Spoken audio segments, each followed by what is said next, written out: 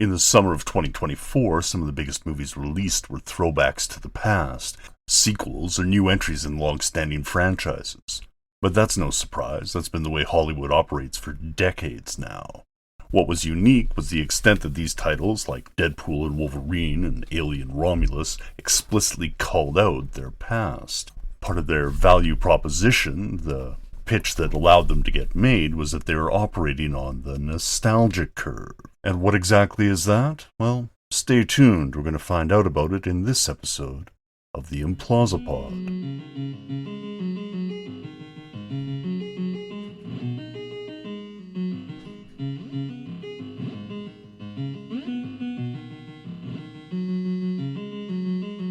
Welcome to the Implausipod, an academic podcast about the intersection of art, technology, and popular culture.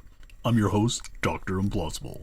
And despite what you might hear in certain places, Hollywood is actually a fairly conservative town. And by conservative, we mean that it's risk-averse.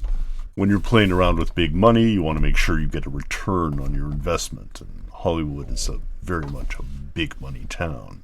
This risk aversion lends them to trade in established properties, which is why you'll see 100 sequels or adaptations or remakes in a given year before you see something truly original. That isn't to say that there isn't anything creative taking place, it's just that it's constrained, it's operating within certain limits, and these limits can often be defined by the nostalgia that a title evokes.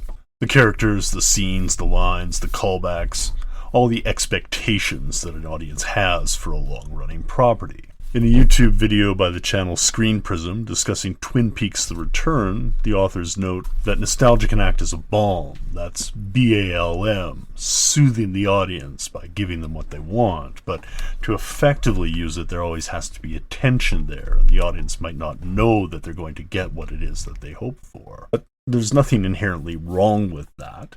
Liking what you like and asking for and maybe even getting more of it when it is available. And this is most noticeable in some of the more longer running and let's call them eternal fandoms. Things like Star Trek and pro wrestling and comic books. And I know those cross the boundaries between different types of media and different art forms really, but those fandoms have endured for decades, through ups and downs, through periods of cultural relevance and cultural obscurity and back again. And I think that makes them interesting to look at to illustrate the nostalgia curve, to see how these fandoms relate to and engage with new material produced for them. Now, these fandoms aren't exactly equivalent, but they're more alike beneath the surface than is usually acknowledged. All three of them cater to niche fandoms and have persisted long enough that most of the population has had the opportunity to engage with them at some point in their lives. The slipping in and out of the zeitgeist that comes with the successive waves of popularity is a critical part of that, as nostalgic parents introduce their children to the media and, by extension, the fandoms that they enjoyed when they were younger. Both comic books and pro wrestling live in this weird kind of eternal now that can acknowledge and play off their history, and often they use this as a means of generating credibility or cachet, but continually, inexorably, they have to put out new product, weekly or monthly. And sometimes they'll reintroduce old characters in a new way to play off that, either through legacy characters or children or relatives of past performers, but the trends are largely the same. Star Trek is different, for the most part, as it continually has to create new stuff that is kind of like the old stuff, but still new and distinct enough that the fans will enjoy it. Witness the titles that have been put out under the Star Trek banner during the streaming era, with the dichotomy between Discovery, Picard, The Lower Decks, Prodigy, and Strange New Worlds, all coming out during roughly the same time period, and all engendering different reactions as they touch down on different points along our nostalgia curve. Now, obviously, other properties play with the nostalgia curve at times too, especially long-running ones like Star Wars and Doctor Who come to mind. And gaming titles like Dungeons & Dragons, Magic the Gathering, Pokemon, and Warhammer 40,000 are all getting old enough to test the waters as well. So, let's maybe get to the point. What is the nostalgia curve? Maybe it's best to think of the amount of nostalgia a given property can evoke as existing along a gradient or a continuum or something like that. When something appears in a long-running piece of media, one with an inherent fandom, it can be a challenge to separate something from appearing for nostalgia purposes, i.e. marketing or whatever, and something existing just because it's part of the setting. Like, how do you differentiate between a trope, something that makes Star Wars, like a Wookiee or a lightsaber or whatever, and something that's showing up just to evoke that nostalgia? It's not like Wookiees are going to disappear until a new show shows up 20 years from now. Wookiees aren't going anywhere. I mean, they're like top 5 furry beasts, easily. But back on topic, is that the commodification of nostalgia, where whether or not a given movie or project even gets made depends on how much the perceived nostalgia factor is worth. And this is what's really the issue. If the perceived value is enough, if you're far off along the nostalgia curve, then the movie can get made. And the Hollywood being a place where money talks, as we mentioned earlier, it may be worth trying to create nostalgia for something that never existed in the first place. If you can create or incept, I guess, a fake thing which evokes real nostalgia, or I guess let's call it uncanny nostalgia from here on out. We might have to work a focus group or something to actually get the name going. But then if you have this incepted nostalgia, this uncanny nostalgia, you can commodify that in the same way that the recent Deadpool movie did, with Wolverine showing up and the quote-unquote comic book accurate costume that still isn't 100% there. Basically, all these elements of nostalgia are memes, or what we think of as memes. Have we done the meme episode yet? If not, we'll put that into the near future. But nostalgia is representational in a mimetic way. Like earlier in the flick where Deadpool explicitly calls out the montage during a fourth wall break, and each scene in the montage is iconic within the comic books and instantly recognizable to a longtime fan of those books, even though they never have occurred on screen at any point prior. Every point of nostalgia is an assemblage or container or docker, or however you like to term these things, for all the associations that accompany it. And these are all shorthand for everything else that is associated with those books. And this everything can include the year of publication, the era that they were published in, the creators, writers, artists, editors, the events that they occurred in, whether it was like Age of Apocalypse or Secret Wars or Fall of the Mutants or something. All of these elements are compacted and drawn within these images and scenes that we see. You can't evoke a scene from the Age of Apocalypse comic book series and put it in a movie without drawing in all those other associations with it. Thus, each and every nostalgic element that's put in the movie packs in more and more until a metatextual movie like Deadpool and Wolverine can't help but burst at the seams. But at least in the case of Deadpool and Wolverine, it feels deserved. A recent IGN review of Deadpool and Wolverine lumped the movie in with the adaptation of Ready Player One, a film that was similarly stuffed to the brim with "Hey, I recognize that" moments, and criticized it as being one of Steven Spielberg's weakest films. Now, Spielberg has probably forgotten more about making fantastic movies than most any human will ever know, so were the failures of Ready Player One Spielberg's fault, or was he simply being faithful to the source material?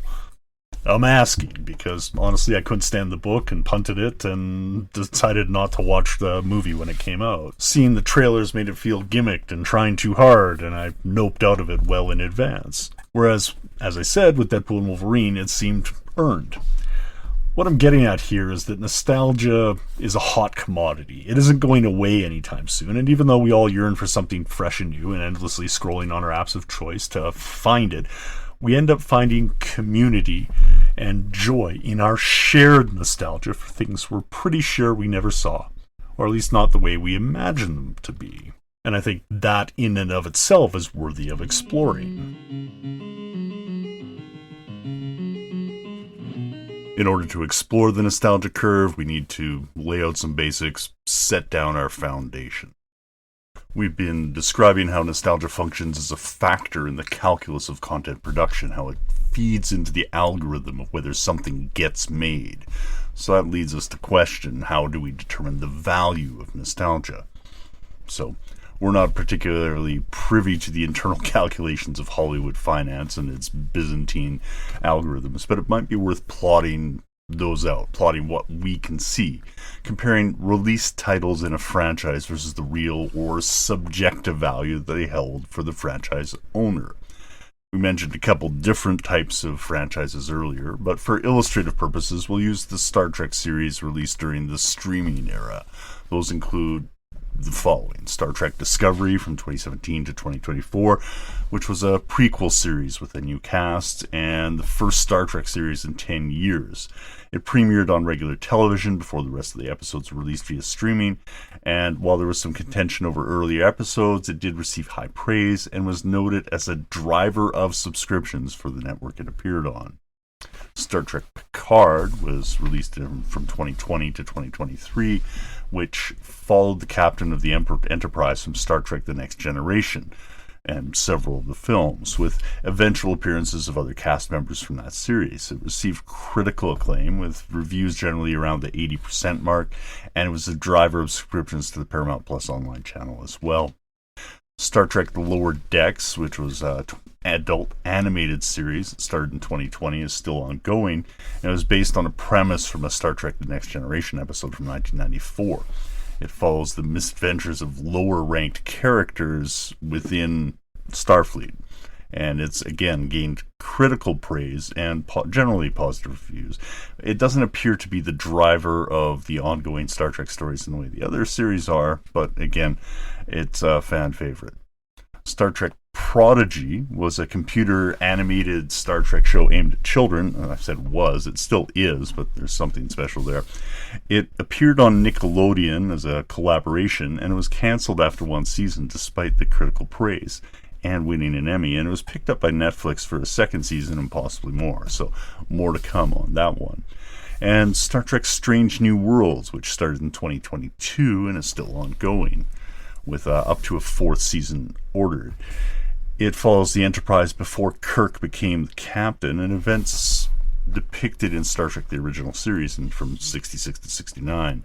It feels in some ways like a direct homage of the original show, even though it's set slightly before it, and it's received accolades with a third season in production and a fourth ordered. For all these series, we can see a number of commonalities. There's varying degrees of nostalgia, with some series tying more directly to past properties in the extended universe. There's difficulty judging the impact, as the streaming services are reticent to provide their viewership data, and tailoring each show to appeal to different segments of the larger Star Trek fandom. And I think that's interesting that we have this segmentation going on. If we plot these series out, and I know if you're listening to the podcast, this might not be the most visually engaging thing, but if we put these series or media titles or, elements of a franchise in general along a continuum based on the degree of nostalgia that they have, they can see that they all plot out at different spots, right? We can say that something is more or less nostalgic relative to other titles in the brand.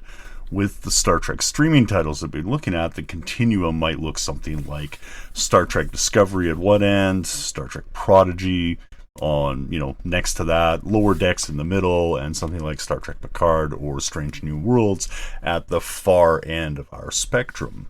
And Star Trek is not unique as a franchise among long-running media titles. They all trade in nostalgia to a degree, but here we can see titles like Picard and Strange New Worlds that lean heavily on other characters, settings, and aesthetics to bring the audience on board, where Discovery and Prodigy are further removed from that.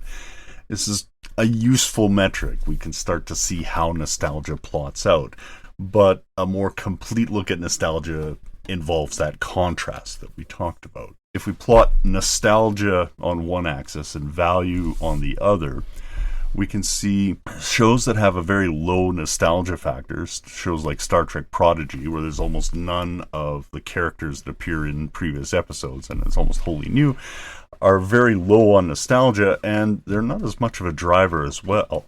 Whereas a show like Star Trek Picard, which is very high on the nostalgia factor, drawing on a loved character from a past show, is very high on that, but also high on value. So we can see where this line can be drawn basically directly between them. There are several takeaways. Value is subjective. So absent any real data on viewership, it can be tough to place the titles on the curve or to judge their impact. Value is also relative. So for a show like Prodigy, it wasn't worth it for Nickelodeon to air the show based on the budget.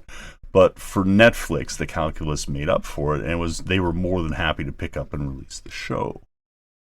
And finally, nostalgia is also subjective. But the more closely tied a property is to what has gone before, like the trappings and tropes of the extended universe, the more constrained the creators can be in what they can make. But we're not limited to judging nostalgia by value. It isn't the only way we can rate it. This isn't some Fisherian capitalist realist thing where that's the only way we can picture things. There are other approaches we can take. Perhaps the fact that nostalgia is subjective can give us a clue. We could compare the nostalgia show folks versus the novelty that approaches the subject with, and remap the curve with those elements on the axis. So what does the nostalgia curve look like if it's compared to different things? For the sake of our example, we'll continue to use the Star Trek series released during the streaming area that we've been mentioning so far, and these will form the data points along our curve. The shape of the curve will depend on some of the choices we make, so let's see what our options look like. Our first comparison will be to swap out value for novelty. Novelty's long been a proxy for things like innovation, so there's a track record at least of using it in academic contexts. When novelty occurs with respect to these franchises, something new is introduced to the setting or the larger universe, and the traditional tropes and aesthetics of the universe are muted. We can see that nostalgia isn't absent with the more novel titles, but their focus on novelty moves them further along the curve. And again, in our description of the visual, this puts shows like Star Trek Discovery and Prodigy high in novelty, lower in nostalgia up on the top left, and shows like Picard and Strange New Worlds high on nostalgia, lower on novelty, down in the bottom right, and we have that large sweeping downslope. And titles appear at various places along the curve. There's no implicit value here. We're not saying something is better or worse, we're just saying things plot out differently along the curve. Another way we can think about nostalgia is the extent which is real or imagined on the part of the audience. Now, I guess that creatives and other content producers can be part of this audience as well, as it's not uncommon for the producers on long-running series to be fans or marks for the product, but that's an aside that we can explore at a later date.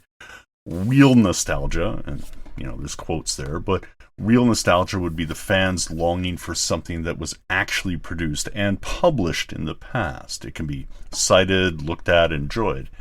Imagined nostalgia would be something that the audience thinks they have seen but never actually happened. For a recent example, we could look at some elements in the Deadpool and Wolverine film, like the yellow costume, or Gambit's appearance in the film, as that version of Gambit had never shown up in any cinematic version before.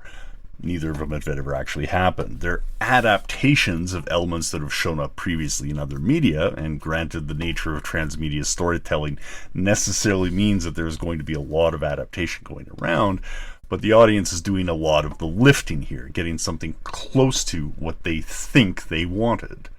If we map real versus imagined nostalgia with respect to our Star Trek streaming title curve, the STST curve, it would look like almost a straight downward slope, with Strange New Worlds and Lower Decks being high on the imagination and lower on the real, and Star Trek Picard again being very heavy on real elements of nostalgia being evoked during the series. Now, there's at least one more way we can look at this. We mentioned the incepted nostalgia, that uncanny nostalgia that was created by the content producers to evoke nostalgia within a given title, the organic versus manufactured. If we have organic nostalgia, that which is experienced by the audience on their own, it is somewhat inherent in the titles that we're looking at. This can occur due to the elements, aesthetics, tropes of the shared universe, but it is on the audience. Organic nostalgia is related to our second curve, that of real versus imagined, as both real and imagined could be counting as organic, having been experienced by the audience, but I guess that's just depending on how we frame it. Manufactured nostalgia is that incepted form, something brought in for the express purpose of pushing the audience's nostalgia button. And Star Trek as a franchise pushes this button hard, don't get me wrong. Each series relies on it to some degree. So much so that series might not even be the right analytic unit for this. It might be worthwhile to go inter or intra-series for the analysis, comparing the series on an episodic basis, or comparing series versus other series for other franchises. With respect to organic versus manufactured nostalgia, we can see that the organic ones, again, are tied heavily to our real nostalgia. Things like Star Trek Strange New Worlds and Picard, echoing previous series, rely heavily on the audience's nostalgia for the elements there. Whereas something like Prodigy, with its computer-generated characters, it feels wholly manufactured in some ways. That doesn't mean it's inauthentic. When Wesley Crusher shows up in the series, in the second half of season 1, any nostalgia that fans of the show have would be authentic, but his appearance there is manufactured, right? What I'm getting at is that there's a lot of different ways that nostalgia applies to the media titles that we love and enjoy. The value proposition plays a large part in driving the appearance of nostalgic elements in a show. In 2024, the summer box office seems to be thriving on it. I was originally inspired to start looking at this by the release of Deadpool and Wolverine, as I noted, and as I'm writing this, Alien Romulus has recently been out, drawing heavily on James Cameron's 1986 Aliens film, so much so that people are pointing out shot-for-shot scene comparisons where Alien Romulus directly compares to James Cameron's work. This happened in Deadpool and Wolverine as well, with fight choreography coming directly from Sam Raimi's 2002 Spider-Man film, among many, many other elements that showed up in the shows. And these movies are doing well, with positive word of mouth circulating about each film. So something is in the air pushing us along the nostalgia curve. And whatever's blowing the winds of nostalgia is pushing it into all areas of our life, because we can see it happening in many more places than just with our media properties that we liked when we were young. By dint of nostalgia being present in so many of these areas, it seems obvious that the nostalgia curve may be more generalizable to other properties than just those that shape and deliver the content that is brought to our doorsteps. We hinted at how the nostalgia curve gets adopted by one type of social activity, gaming, and a keen observer will recognize that appeals to nostalgia in culture, politics, and technology, too. Let's deal with those in turn. When it comes to nostalgia in gaming, I'm talking mostly about tabletop role-playing games. I've long held that interesting things arise out of the periphery, and gaming, especially tabletop gaming, has existed on the fringes in some fashion or another for most of my adult life. The recent surge in popularity due to Stranger Things and Critical Role notwithstanding, gaming culture has been both an area of entertainment and an academic interest for me for a long time. And nostalgia has been fueling gaming since at least the 1980s. It was pretty much baked in from the beginning, with the Appendix N of the original Dungeon Master's Guide for D&D detailing the titles that the game's creators were nostalgic for.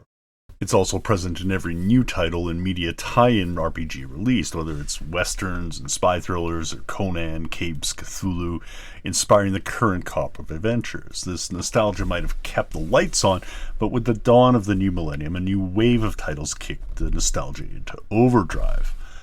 Following the release of the third edition of Dungeons & Dragons by Wizards of the Coast in 2000, and the creation of the Open Gaming License, or OGL, along with it, the portal was opened, and a number of retro clones spilled forth. This led to the rise of the OSR, or Old School Renaissance, or Old School Revival. The terms are a little bit interchangeable. It's a series of games that looked to the hobby's roots for inspiration, sometimes in terms of game design, often in look and feel, and sometimes both, like in titles like Dungeon Crawl Classics.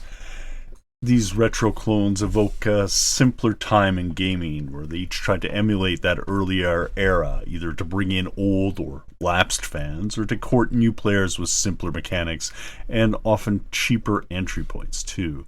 But while the OSR began with small publishers putting up material they wanted to use and finding a like-minded community, Wizards of the Coast has also reissued classic books in new formats, or adventures that connect with the rich history of the classic early tabletop RPGs, revisiting characters like Strahd and Vecna and other iconic entities from time to time. D&D isn't alone in this either, as Wizards of the Coast regularly places products along the nostalgia curve in order to move the product for their other major property, Magic the Gathering. MTG is no stranger to nostalgia, either internal or external. It finds itself locked into a game design from the early 90s, with the card back, which by necessity of competition it needs to maintain for every set they produce. But it also digs deep into the wells of its own past for artwork, creatures, game mechanics, characters, planes, themes. All of these resurface from time to time to renew or maintain interest in the property.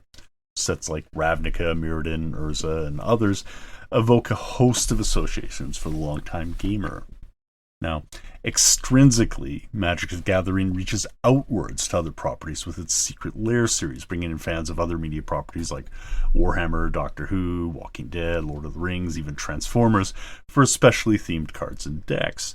Seeking out these fans, or lapsed fans, if they were to lay out a typology, to come back to Magic by engaging with the other things that they love. Wizards of the Coast isn't the only gaming company that does this either, as Games Workshop, another giant in the industry, will engage heavily in the rich lore and history of their various game worlds, putting games on hiatus for years and bringing them back in a new edition, or a reimagining to fans who will leap at the opportunity to grab them lest they disappear once more. FOMO counts as a factor in the corporate quarterly reports of these massive multi-million-dollar companies. Now, all of these elements that we've been talking about so far, film, television, gaming, they could all be typified as part of the cultural industries. But cultural nostalgia exists too, sociocultural nostalgia, and this extends far beyond media properties. It's not quite lifestyle, though there is an element of that too, but more a combination of time and place, and often historical. Though again, this can be real or imagined to various degrees, as we pointed out previously. Historical recreation societies are a large part of this. They can celebrate a time long past or a location with arts, dance, music, and more that may seem anachronistic. It can be part of the Western era or medieval Europe, Imperial Rome, Shogun era Japan, or other periods. Though I will note that there's a connection here. If you can imagine a world for it in Westworld, it probably exists as a real form of recreation as well.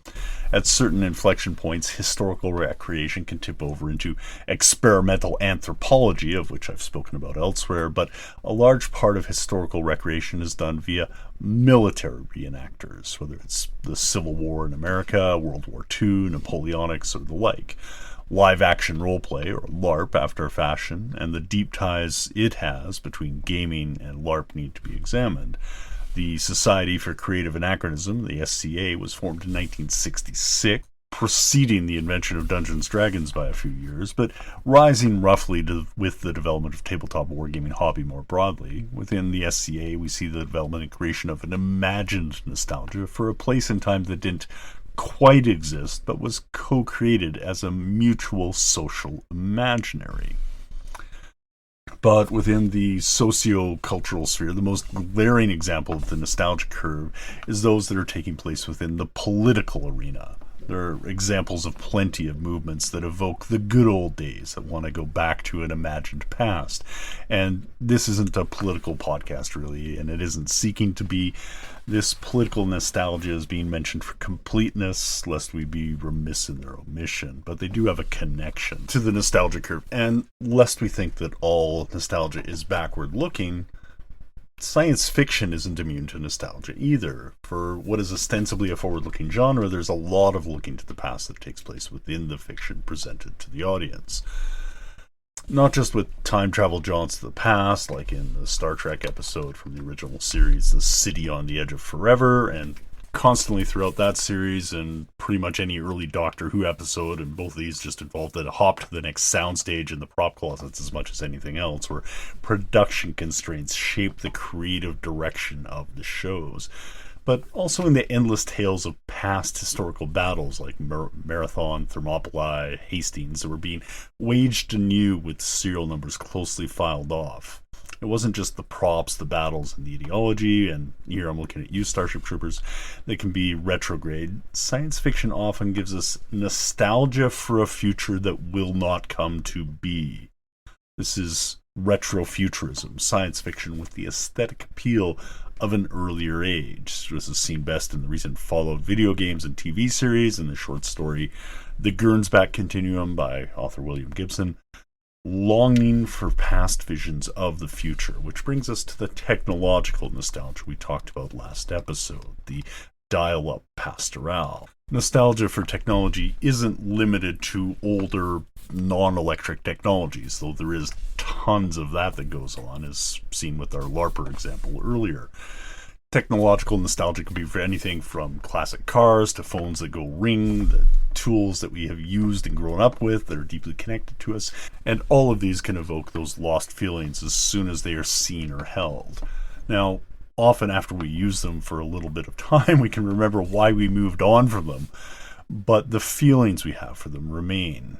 So in all these fields and categories, the nostalgia curve is present, and in many more fields besides, as we intentionally avoided whole realms where it could be seen, like sports, food, fashion, language, music. All of these and more, nostalgia occupies a place. There's a through lines in the ones that we did choose, and I hope that's apparent, from gaming to LARPing to historical cosplay to historical politics to shared imagination of the future, for a longing for how technology was in our youth. But there's only so much room. I've been intentionally avoiding a lot of topics during this episode, and we're already over half an hour. But this intentional avoidance, something called nescience, has been happening in another area too, and that of academia. The preceding episode is a summary of my thoughts on the topic of nostalgia, and I'm aware that other authors have written extensively on the topic.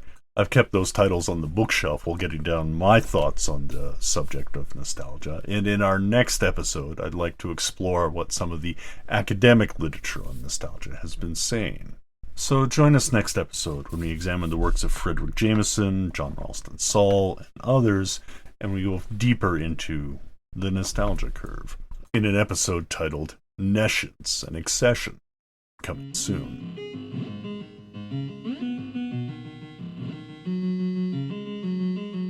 Once again, thank you for joining us on the Implausipod.